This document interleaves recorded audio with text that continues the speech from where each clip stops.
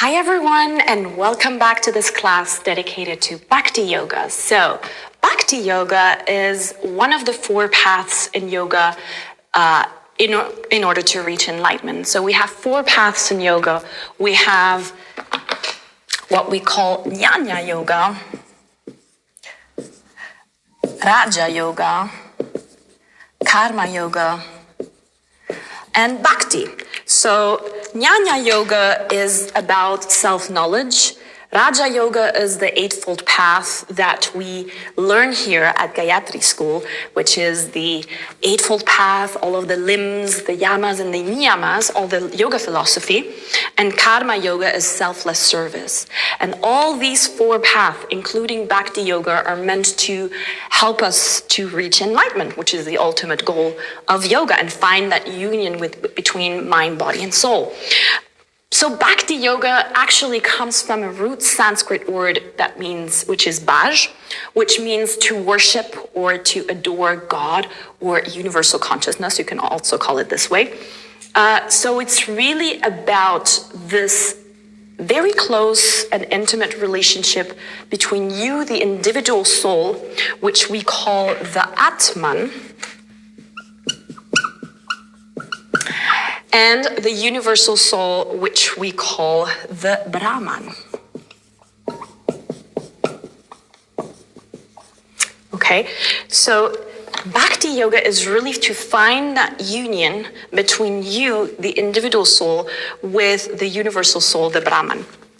So it's that very intimate relationship of self-realization through that deeper connection and knowing that you're not just a physical body, you're actually this divine being or this spiritual being having a physical experience. So it's very much the goal of yoga. It's a very spiritual practice. This is what we really need to understand about yoga, is that in the West, yoga is mainly known for its physical practice, for the asana part. But really the goal of yoga is to find that union, to become one with everything that is, to have that experience of oneness and of higher level of consciousness. So this is a very spiritual goal in the end. So we need to really understand that yoga, first and foremost, is a spiritual practice. And Bhakti Yoga is the most spiritual, is one of these very strong spiritual aspects. And so why we call it Bhakti also, Bhakti Yoga is also called the yoga of love, the yoga of love and devotion. Why? Because how do we get into that state of union? How do we surrender really to this divine consciousness? It's by having this devotion, by having our open heart, by having this unconditional love for ourselves, and through that love and to this higher perspective, and through that love and devotion, through the different practices that we do in Bhakti Yoga, including rituals such as chanting mantras and having meditations, repetitive meditations such as japa meditation, or sometimes dance practices are also included in the Bhakti Yoga practice.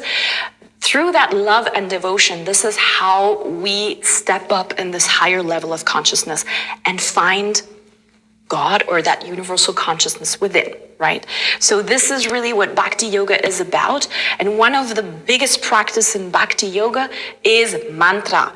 What means mantra? Mantra comes from the word man, which means the mind, and tra means tool, vehicle, or instrument. So it's an instrument to the mind. And the purpose of mantra is really to disconnect the mind, get back the mind under control so that we can then access this higher state of consciousness, because the mind sometimes is in the way. The ego wants to control things, and sometimes it holds us back from that universal truth. But by disconnecting the mind, by gaining control over the mind, by accessing the mind, the true mind, the free mind, this is how we can access the Brahman. Yes, so this is the purpose of mantra. And it is said that Bhakti Yoga is actually the fastest way from the 4 paths of yoga and the most direct and immediate way to access that higher level of consciousness. Because through the chanting, through the mantra practice, we dissolve the mind completely. We get into that very trance state, in that very alternate state of consciousness, where we don't even know anymore who we are, what we are, where we are. We are just pure presence, pure beingness. In that way, the mind doesn't come in the way. And then that way we have that direct access to the Brahman again, and to that true self, which is that divine aspect, the true divine identity, instead of that egotic false identity. So this is the purpose of bhakti. It's a very, very spiritual practice indeed.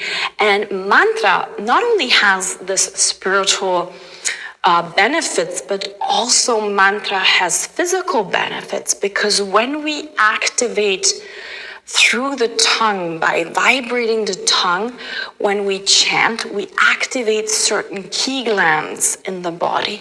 So we balance the hormonal system, we activate the parasympathetic nervous system, we calm the nervous system, we access this very blissful state that allows us to basically enter that state where we are open and receptive, and eventually one day or in the next lifetime we can achieve enlightenment, we can attain enlightenment. So this is really the purpose of mantra, either to a deity or an energy or a state. So when we chant this mantra, the aim is really to activate that frequency. We send out that frequency into the universe. We send out this vibration, this intention. And so through resonance, through the law of resonance, we are then kind of recodifying our energy field, and through the law of resonance, we can then attract the things, that the intentions that we have set out into the universe. So for example, if we take a Shiva mantra, which is the very common mantras that we yogis use. The Shiva mantras are very much focused on removing negativity. So when we chant Shiva mantras, and if we don't like the deity Shiva, or if we are uncomfortable with that, we can also just focus on the energy that Shiva represents, which is removing negativity, destroying all the negative energy, and destroying it to bring in the new. Yeah, so we can focus on that energy, and through that law of resonance, then we can really attract that energy into our energy field, and then we can also attract better experiences. That's how it works. Yeah, nowadays we talk about this more in quantum physics. We talk about this more also in metaphysical teachings, where it's all about the law of attraction, or how we are energy, and energy attracts energy. But back in time, when the rishis were the ancient yogis and masters were teaching these things, they knew this already. They knew that everything is energy in the first place, and that the process of manifestation, of universal manifestation, starts first in the form of energy before it becomes matter. So the more you're working with energy, and this is what mantra is about you becoming a master of energy, and of your own energy field, and of your own reality. And so the more you work with mantras, the more you can really step into this higher perspective of yourself. So this is really what mantra is, and what Bhakti Yoga is. It is a beautiful practice where we chant many different mantras, and I'll see you on the next one for our first Bhakti practice.